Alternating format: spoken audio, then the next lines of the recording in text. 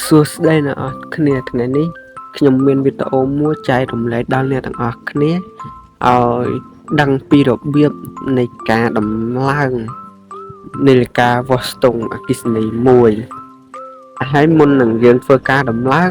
យើងត្រូវដឹងពីជើងវាសិនដែលវាមានជើង4ហើយគេដាក់លេខ1លេខ3និងលេខ4លេខ5ដែលជើងលេខ1ជាជើងហ្វាចូលលេខ3ជាជើង N ចូលហើយលេខ4ជាជើង N ចេញនិងលេខ5ជាជើងហ្វាចេញអញ្ចឹងបន្ទាប់មកទៀតយើងភ្ជាប់ខ្សែភ្លើងយើងពី EDC មកតែម្ដងមកដោយខ្សែភ្លើងពី EDC ខ្ញុំបានជាប់ចូលក្នុង disjunction ហើយនោះអញ្ចឹងភ្លើងចេញពី disjunction ហ្នឹងត្រូវចូលនៅក្នុងនាឡិការបស់យើងដែលយើងដឹងស្រាប់ហើយជើង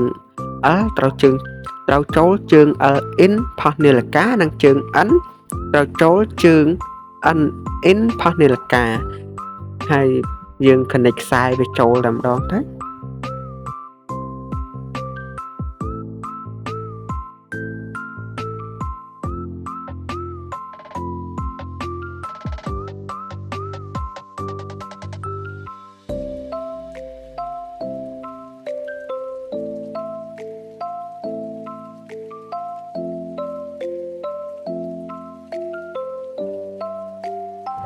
ឥឡូវយើងបានភ្ជាប់ខ្សែខាងវាចូលហើយឥឡូវយើងមក connect វាទៅខ្សែខាងចេញតែម្ដងខ្សែចេញយើងដូចយើងដឹងស្រាប់ហើយខ្សែលេខ4ខ្សែ N អញ្ចឹងយើងភ្ជាប់វាទៅចូលទៅក្នុង disjunction ផុសខាង load ផុសយើងមក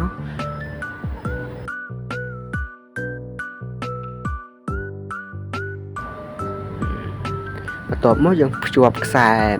pha របស់យើងមកខ្សែ pha របស់យើងហ្នឹងលេខ5ចូលនៅក្នុង disjunction របស់យើងខាង pha ដែរមកយើង connect វា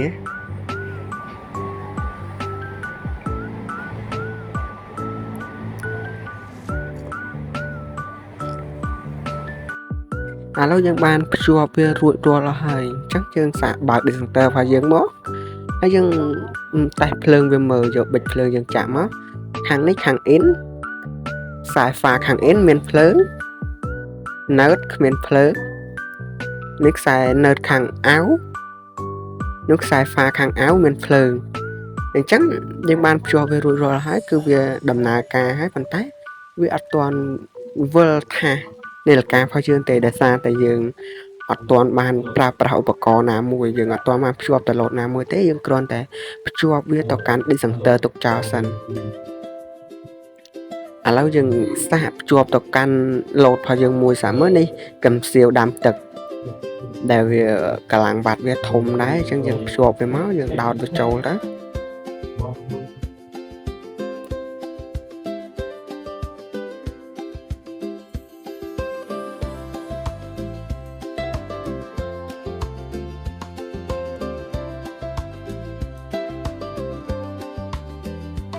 ឥឡូវយើងបានភ្ជាប់កសៀវដាំទឹករបស់យើងចូលទៅក្នុង disjunction រួចហើយយើងក៏បើក disjunction ទៅយើងនឹងឃើញភ្លើងនៅក្នុងកសៀវដាំទឹកបានន័យថាវាមានភ្លើងហើយអញ្ចឹងនាឡិកាយើងក៏ចាប់ផ្ដើមវិលដែរថាសហ្នឹងហើយថាសហ្នឹងក៏វាចាប់ផ្ដើមវិលអញ្ចឹងបានន័យថាការដំឡើងរបស់យើងបានជោគជ័យ 100% ហើយវីដេអូហ្នឹងមានតែប៉ុណ្ណឹងអរគុណអ្នកទាំងអស់គ្នាដែលទស្សនា